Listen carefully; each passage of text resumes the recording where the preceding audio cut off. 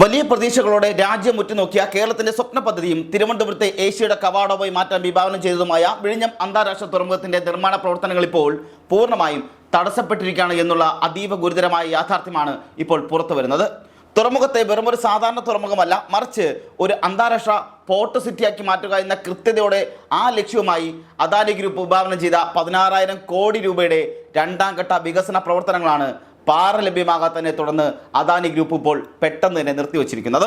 ഇതോടെ 2028 പൂർത്തിയാക്കേണ്ട രണ്ടാം ഘട്ട നിർമ്മാണം വലിയ രീതിയിലുള്ള അനിശ്ചിതത്വത്തിലാവുകയും പദ്ധതി ചുരുങ്ങിയത് വർഷങ്ങളോളം വൈകുമെന്നുമാണ് അന്താരാഷ്ട്ര മാധ്യമങ്ങളും അതുപോലെ തന്നെ പ്രാദേശിക വിപണിയും അതിലെ വിദഗ്ധരടക്കമുള്ളവർ സൂചനകൾ നൽകുന്നത്. ഇവിടെ നമ്മൾ കൃത്യമായി മനസ്സിലാക്കേണ്ട ഒരു കാര്യമുണ്ട്.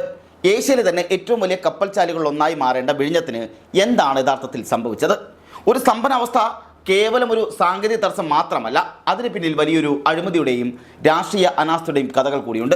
മുഖ്യമന്ത്രി വി ഡി സതീശൻ നേരിട്ട് കൈകാര്യം ചെയ്യുന്ന തുറമുഖ വകുപ്പിന്റെ അടിയന്തരവും അതിവേഗത്തിലുള്ളതുമായ ഇടപെടൽ ഉണ്ടായില്ല എങ്കിൽ വിഴിഞ്ഞം പദ്ധതി വലിയ പ്രതിസന്ധിയിലാകുമെന്ന കാര്യത്തിൽ യാതൊരു തർക്കവുമില്ല. എന്നാൽ ഒരു സംസ്ഥാന ഭരണകൂടത്തിന്റെ ഭാഗത്തു നിന്നും അത്തരമൊരു വേഗതയേറിയ നീക്കം ഉണ്ടാകുന്നുണ്ടോ എന്ന് ചോദിച്ചാൽ അതില്ല എന്ന് തന്നെ പറയേണ്ടി വരും.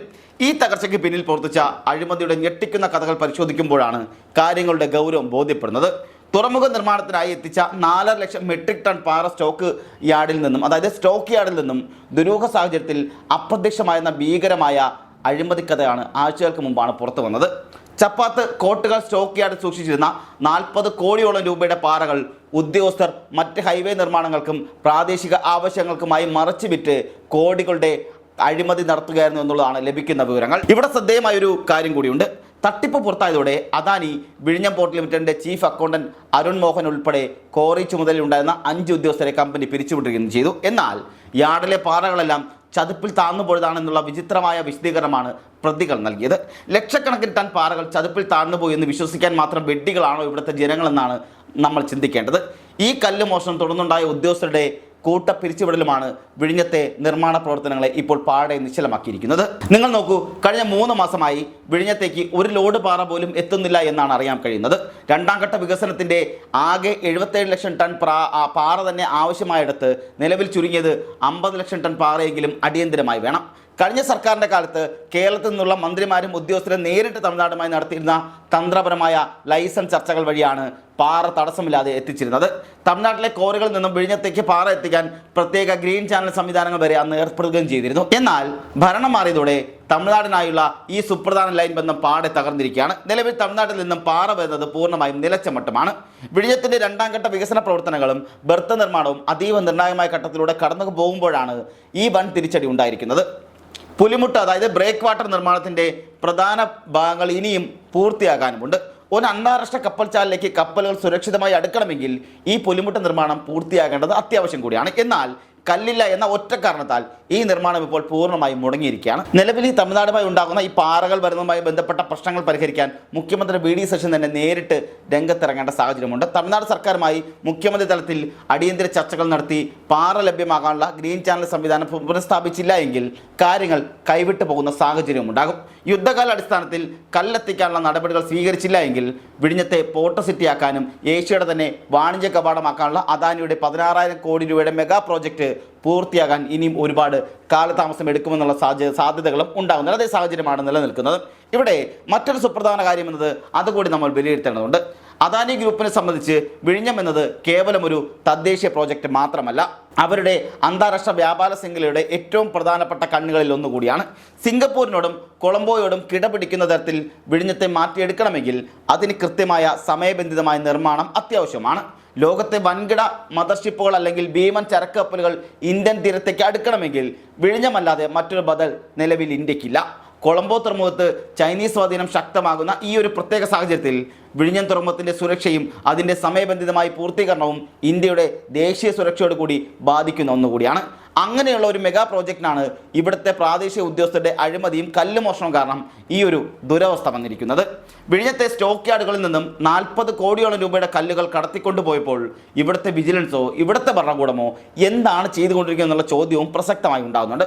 ഒരു വശത്ത് പദ്ധതിയുടെ രണ്ടാം ഘട്ടത്തിനായി വലിയ തോതിൽ പണം മുടക്കാൻ കമ്പനികൾ തയ്യാറാകുമ്പോൾ മറുവശത്ത് അവർക്കാവശ്യമായ അടിസ്ഥാന സൗകര്യങ്ങളോ അസംസ്കൃത വസ്തുക്കളോ എത്തിച്ചു കൊടുക്കാൻ പോലും സർക്കാരിന് സാധിക്കുന്നില്ല. കഴിഞ്ഞ സർക്കാരിൻ്റെ കാലത്ത് ഈ ഗ്രീൻ ചാനൽ സംവിധാനം വളരെ കാര്യക്ഷമമായി മുന്നോട്ട് പോയിരുന്നു എന്നുള്ളത് നമ്മൾ കണ്ടതാണ്, മനസ്സിലാക്കിയതാണ്. തമിഴ്നാട്ടിലെ കോറികളിൽ നിന്നും അതിർത്തി കടന്ന് വിഴിഞ്ഞത്തേക്ക് വരുന്ന ലോറികൾ അവർക്ക് പ്രത്യേക പരിഗണന നൽകുകയും ഭരണപരമായ യാതൊരു തടസ്സങ്ങളും ഇല്ലാതെ അവ കടത്തിവിടുകയും ചെയ്തിരുന്നു. എന്നാൽ ഭരണം മാറിയതോടെ ആ ലൈസൻസ് ബന്ധങ്ങളെല്ലാം പൂർണ്ണമായി ഇല്ലാതായിരിക്കുകയാണ്. ഭരണകൂടങ്ങൾ മാറുമ്പോൾ മുമ്പുണ്ടാക്കിയ നല്ല നയങ്ങളും തന്ത്രപരമായ കരാറുകളും ഇല്ലാതാകുന്നത് ഒരു വികസന പദ്ധതിയെ എങ്ങനെ ബാധിക്കുമെന്നുള്ള ഏറ്റവും വലിയ ഉദാഹരണമാണ് ഇപ്പോൾ വിഴിഞ്ഞത്ത് നമ്മൾ കണ്ടുകൊണ്ടിരിക്കുന്നത്. തമിഴ്നാട് സർക്കാരുമായി നല്ലൊരു ഉഭയകക്ഷി ചർച്ചയ്ക്ക് പോലും ഇവിടുത്തെ തുറമുഖ വകുപ്പ് തയ്യാറാകുന്നില്ല എങ്കിൽ ഈ പദ്ധതിയുടെ ഭാവി എന്താകുമെന്ന് കൂടി ആലോചിക്കേണ്ടിയിരിക്കുന്നു.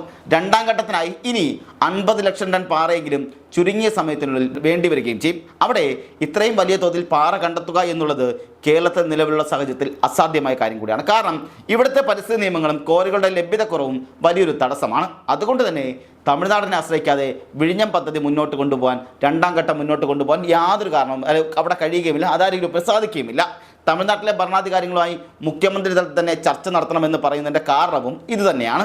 ഉദ്യോഗസ്ഥരുടെ ചർച്ചകൾ കൊണ്ട് മാത്രം ഈ ഒരു പ്രതിസന്ധി പരിഹരിക്കാൻ കഴിയുകയുമില്ല. കാരണം ഇതിൽ വലിയ രാഷ്ട്രീയ താല്പര്യങ്ങൾ ഉൾപ്പെട്ടിട്ടുമുണ്ട്. അദാനി വിഴിഞ്ഞം പോർട്ടിൻ്റെ ചീഫ് അക്കൗണ്ടന്റ് അടക്കമുള്ള ഉദ്യോഗസ്ഥരെ കമ്പനി പുറത്താക്കിയെങ്കിലും നഷ്ടപ്പെട്ട പാറ തിരിച്ചെത്തിക്കാൻ അതുകൊണ്ട് സാധിച്ചിട്ടില്ല. നിർമ്മാണ പ്രവർത്തനങ്ങൾ 3 മാസമായി പൂർണ്ണമായി നിലച്ചിരിക്കുന്നു എന്ന് പറയുമ്പോൾ അതുണ്ടാക്കുന്ന സാമ്പത്തിക നഷ്ടം ചെറുതൊന്നുമല്ല. ഓരോ ദിവസവും പദ്ധതി വൈകുമ്പോഴും അതിൻ്റെ പരിശീലനത്തിലും നിർമ്മാണ ചെലവുകൾ വരുന്നതിലും കോടിക്കണക്കിന് രൂപയുടെ അധിക ബാധ്യതകളാണ് ഉണ്ടായിക്കൊണ്ടിരിക്കുന്നത്. മുഖ്യമന്ത്രി വി ഡി സതീശൻ നേരിട്ട് കൈകാര്യം ചെയ്യുന്ന വകുപ്പായതുകൊണ്ട് തന്നെ ഈ വിഷയത്തിൽ അദ്ദേഹത്തിന് വലിയ ഉത്തരവാദിത്വമുണ്ട്. വിഴിഞ്ഞത്തെ അന്താരാഷ്ട്ര പോർട്ട് സിറ്റിയാക്കി മാറ്റുക എന്ന ലക്ഷ്യം നടപ്പിലാകണമെങ്കിൽ യുദ്ധകാലാടിസ്ഥാനത്തിലുള്ള ഇടപെടൽ ഉണ്ടായേ മതിയാകൂ. ഇല്ലെങ്കിൽ ഈ മെഗാ പ്രോജക്റ്റ് വെറുമൊരു സ്വപ്നമായി മാത്രം അവശേഷിക്കുകയും വിഴിഞ്ഞത്തിൻ്റെ സ്തംഭനാവസ്ഥ കേരളത്തിൻ്റെ വികസന ചരിത്രത്തിൽ തന്നെ ഏറ്റവും വലിയ തിരിച്ചടിയായി മാറുകയും ചെയ്യുമെന്നതിൽ യാതൊരു സംശയവുമില്ല. നാം ഒന്ന് ആലോചിക്കണം, നമുക്കിവിടെ കണ്ടാൽ തന്നെ മനസ്സിലാകും. നമ്മുടെ കേരളത്തിൻ്റെ സ്വപ്ന പദ്ധതിയാണത്. ഉമ്മൻചാണ്ടി സർക്കാർ തുടക്കമിട്ട ഈ പദ്ധതി പിണറായി സർക്കാർ കൂടുതൽ മെച്ചപ്പെട്ട രീതിയിൽ മുന്നോട്ട് കൊണ്ടുപോവുകയും ഇപ്പോഴത്തെ സതീശൻ സർക്കാർ വന്നതിന് ശേഷം ഇതേതാണ്ട് അടഞ്ഞ അവസ്ഥയാണ്, അല്ലെങ്കിൽ സ്തംഭിച്ച അവസ്ഥയിലാണ് നിൽക്കുന്നത്.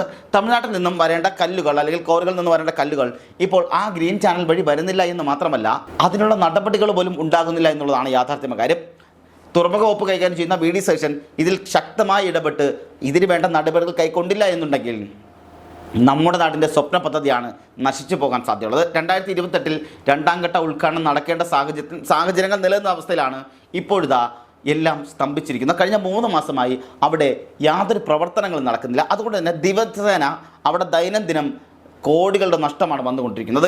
ഈ നഷ്ടങ്ങൾക്കെല്ലാം പിന്നീട് അദാനി കണക്ക് പറയുമെന്ന കാര്യത്തിൽ യാതൊരു തർക്കവും വേണ്ട, കൃത്യമായി കണക്ക് പറയും. അങ്ങനെ വരുമ്പോൾ അത് നമ്മുടെ സർക്കാരിനെ ബാധിക്കാനും സാധ്യതകൾ ഏറെയാണ്. അതുകൊണ്ട് തന്നെ തുറമുഖ വകുപ്പ് മന്ത്രി കൂടിയായ വി ഡി സതീശൻ എത്രയും വേഗം ഇതിനൊരു പരിഹാരം കണ്ടില്ല എന്നുണ്ടെങ്കിൽ 2028 നടക്കേണ്ട രണ്ടാം ഘട്ട ഉദ്ഘാടനം നടക്കില്ല എന്ന് മാത്രമല്ല അത് വീണ്ടും നീണ്ടുപോകാൻ സാധ്യത. ഒപ്പം തന്നെ പ്രതിപക്ഷം അത് വലിയ രീതിയിൽ കൊട്ടിഘോഷിച്ച് വലിയ പ്രശ്നങ്ങൾ ഉണ്ടാക്കാൻ സാധ്യതയുണ്ട്. കാരണം പിണറായി സർക്കാർ ഇരുന്ന സമയത്ത് അത് സ്മൂത്തായി പൊക്കോണ്ടിരുന്ന കാര്യങ്ങളാണ്. അവിടെ പ്രത്യേക ഗ്രീൻ ചാനൽ വഴി കൃത്യമായി പാറകൾ അതിർത്തി കടന്ന് കേരളത്തിലേക്ക് എത്തുകയും വിഴിഞ്ഞത്തേക്ക് വരികയും ചെയ്തിരുന്നു. അതിന് അവിടെ തടഞ്ഞിടുന്ന യാതൊരു പരിപാടിയില്ല. അതായത് ഉദ്യോഗസ്ഥർ സ്ഥലത്ത് നിന്നും വാഹനങ്ങൾ തടയുകയോ അല്ലെങ്കിൽ അങ്ങനെയുള്ള പ്രശ്നങ്ങളൊന്നും ഉണ്ടാകാതെ കൃത്യമായി അവർ അത് മുന്നോട്ട് കൊണ്ടുപോയിക്കൊണ്ടിരുന്നതാണ്. ഇപ്പോഴിതാ പുതിയ ഭരണം വന്നപ്പോൾ അല്ലെങ്കിൽ പുതിയ സർക്കാർ അധികാരമേറ്റതിന് ശേഷം അത് മുന്നോട്ട് പോകുന്നില്ല എന്ന് മാത്രമല്ല മൊത്തത്തിൽ തടസ്സപ്പെട്ട് നിൽക്കുന്ന സാഹചര്യം ഉണ്ടാകുന്നുണ്ട്. അത് എത്രയും വേഗം പരിഹരിച്ചില്ല എന്നുണ്ടെങ്കിൽ നമ്മുടെ പദ്ധതികൾ വീണ്ടും